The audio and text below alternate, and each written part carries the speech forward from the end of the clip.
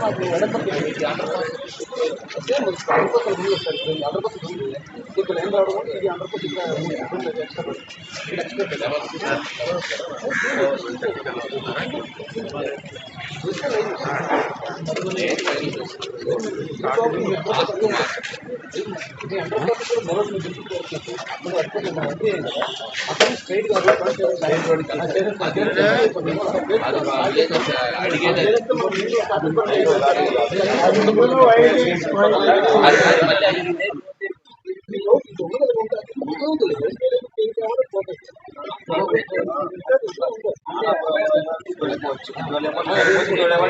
Straight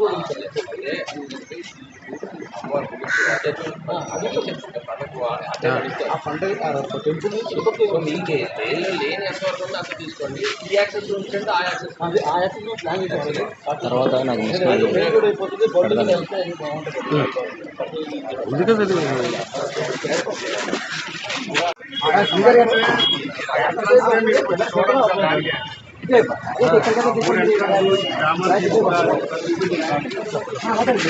ప్రధానమైన సమస్య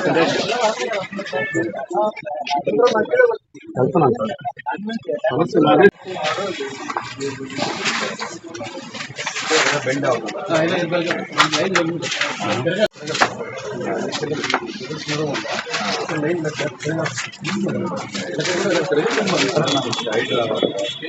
కొంత లోపల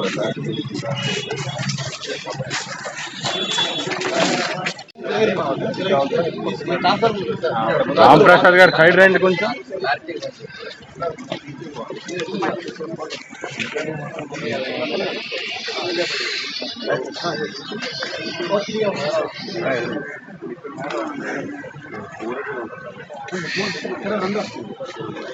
ఇది మనం ఒక 2 అడుగులు వేసుకుంటాం, అప్పుడు వాళ్ళందరూ పడతారు.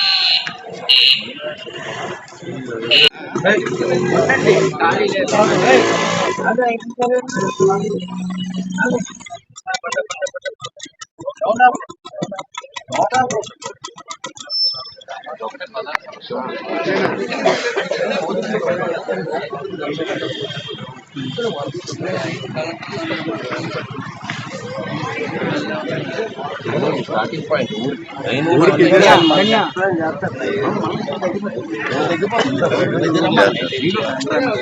మీరు ఎందుకు మధ్యలోనే మాకు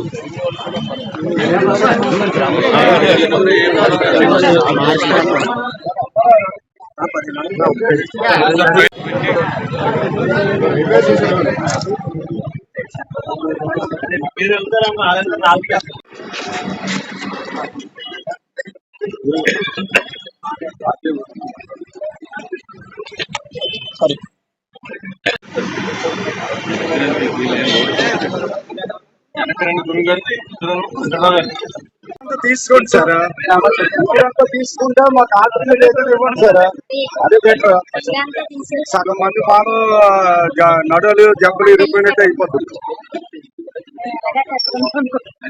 ఎంతైనా వాడుకోవచ్చు సార్. ఇంకా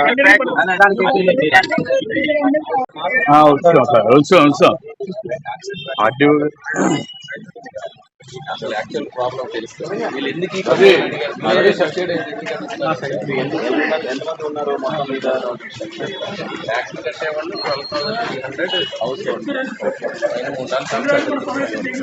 మనకు హౌస్ ట్యాక్సెస్ సార్. ఇది మెయిన్ హాస్పిటల్ బిల్డింగ్ సార్.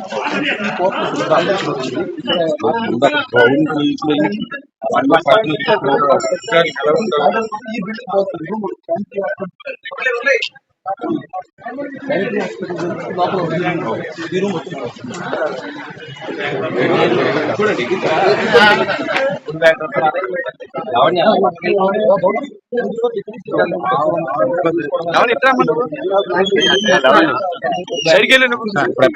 గ్రామాభివృద్ధి సంఘం అధ్యక్షుడిని, అలాగే మాజీ తెలుగుదేశం పార్టీ వార్డు అధ్యక్షుడు కూడా. ఇది అనాదిగా రైల్వేతో విపరీతమైన సతమతం పడుతూ ఎన్నో పోరాటాలు చేస్తే లాస్ట్ కి అండర్ పాత్ర మాకు ఇవ్వడం జరిగింది. అయితే రైల్వే ట్రాక్ అటుపక్క కానీ ఇటుపక్క కానీ ఉన్న మొత్తం భూములన్నీ మా గ్రామాలకే.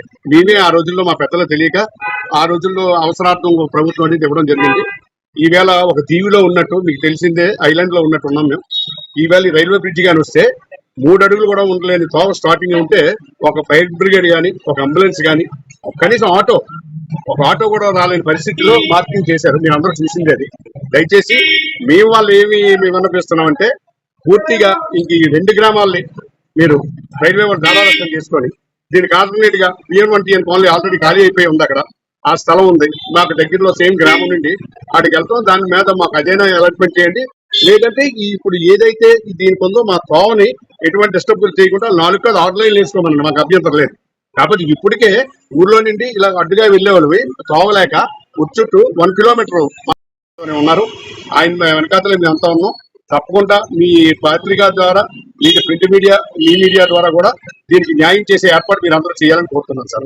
ఎన్ని కుటుంబాలు? మాకు 600 గడప ఉందండి, ఓన్లీ గవర్నమెంట్ రావచ్చు కొందరు కాక. ఇక్కడ అక్కడ కలిపి ఒక 1000 గడప ఉంటుంది సార్. మొత్తం 10,000 మంది ఉన్నామండి. ఓన్లీ అన్ని చిన్న చిన్న ఇల్లు సార్, 30, 40, 50 గడియాల్లో ఇల్లు మీద ఇల్లు మా సొంత ఈ భూములే మేము ఇచ్చాం సార్.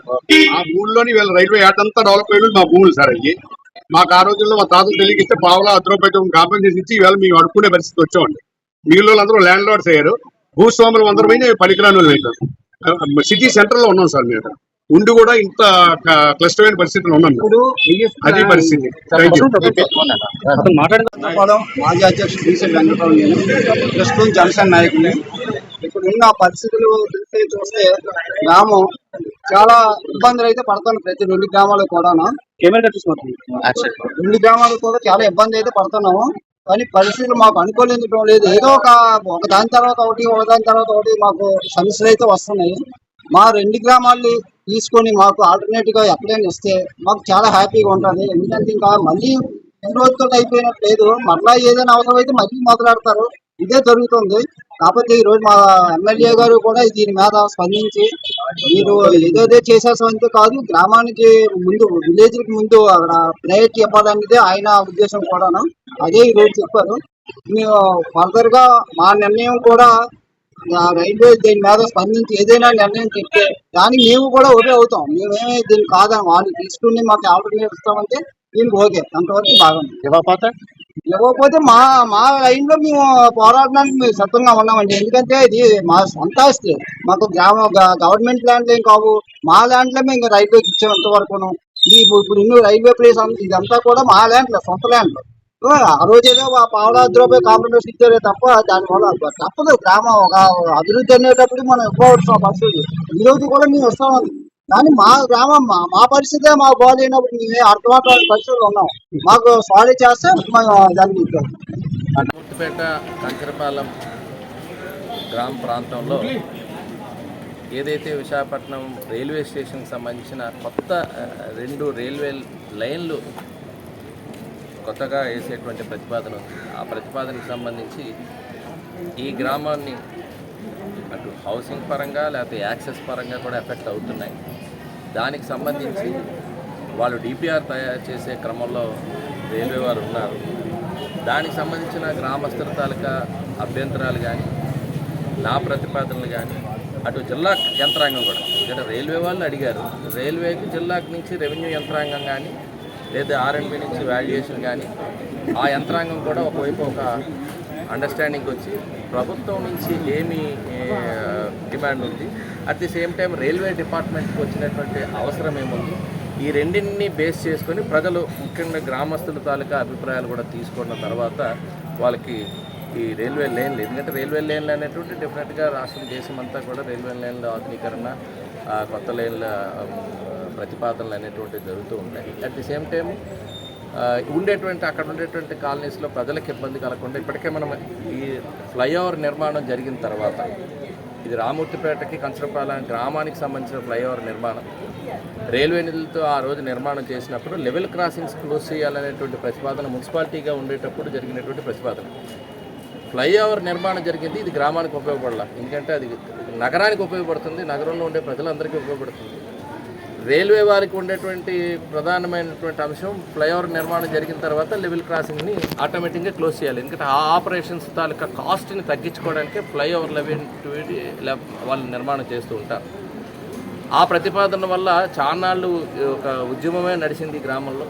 ఆ గేట్ క్లోజ్ చేసేటువంటి పరిస్థితి, గేట్ ఆపరేషన్స్ తాత్కాలికంగా ఆ రోజు మున్సిపాలిటీగా ఉండేటప్పుడు కార్పొరేషన్లో అక్కడి నుంచి ఆ లెవెల్ క్రాసింగ్స్ ఆపరేషన్స్కి జీవీఎంసీ పేరు చేసేది, మున్సిపల్ కార్పొరేషన్ డబ్బులు ఇచ్చేది. కొన్ని రోజుల తర్వాత అది కూడా ఆడిట్ అబ్జెక్షన్ వచ్చి వాళ్ళు కూడా కట్టడం ఆపితే ఇంకా ఇక్కడ గోడ కట్టేయాలి, లెవెల్ క్రాసింగ్ ఆపరేషన్స్ మేము స్టాఫ్ని పెట్టము అని చెప్పి రైల్వే ప్రతిపాదన టైంలో నేను కూడా శాసనసభ్యునిగా ఎన్నిక అవ్వడం జరిగింది 2014లో. దీనికి ఒక శాశ్వత పరిష్కారం జరగాలని చెప్పి ఒక అండర్ పాస్ని ప్రతిపాదన చేయడం జరిగింది.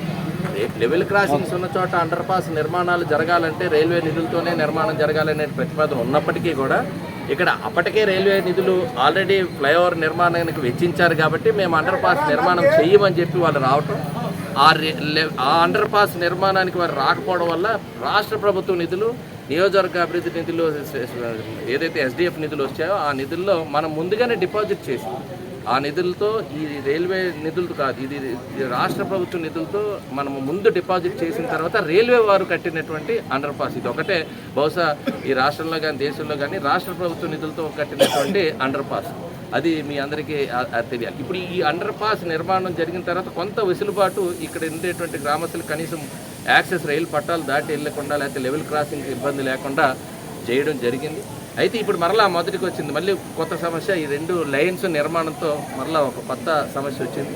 వాషింగ్ షెడ్కి వెళ్ళేటువంటి లైన్ వల్ల అక్కడ ట్రైన్స్ ఆగినా, అక్కడ లెవెల్ క్రాసింగ్స్ ఆపరేషన్స్ ఆగినా ఈ మొత్తం విలేజ్ బోత్ సైడ్స్ అటు ఇటు 2 రైల్వే లైన్ల మధ్యలో ఉండేటువంటి గ్రామాలు అవడం వల్ల నిత్యం ఇబ్బందులకు గురవుతున్నారు. దీనికి ఒక శాశ్వత పరిష్కారాలు ఏ రకంగా ఉండాలనే లోపు మరలా రైల్వే అభివృద్ధి పనులు మరలా ఇక్కడ ట్రాక్ రావడం వల్ల ఇక్కడ ఊరికి వచ్చేటువంటి యాక్సెస్ దారులు తగ్గుతున్నాయి. ఈ గ్రామంలో ఉండేటువంటి ఇల్లు కొన్ని కోల్పోవాల్సి వస్తుంది.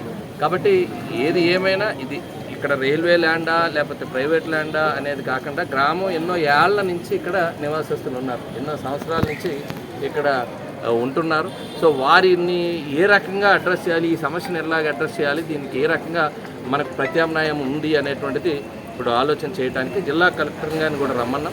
రైల్వే ఎవరైతే ఈరోజు కన్సర్న్ ఉన్నారో వారిని కూడా రమ్మని స్పష్టమైనటువంటి ప్రతిపాదన తీసుకురావడానికి వీరి దగ్గర కూడా అభిప్రాయాలు గ్రామ పెద్దలు కానీ ఇక్కడ ఉండేటువంటి ఎఫెక్టెడ్ ఏరియా ఉన్నారు కాబట్టి వాళ్ళు కూడా అభిప్రాయాలు తీసుకురావడానికి ఈరోజు గ్రామంలో రావడం జరిగింది.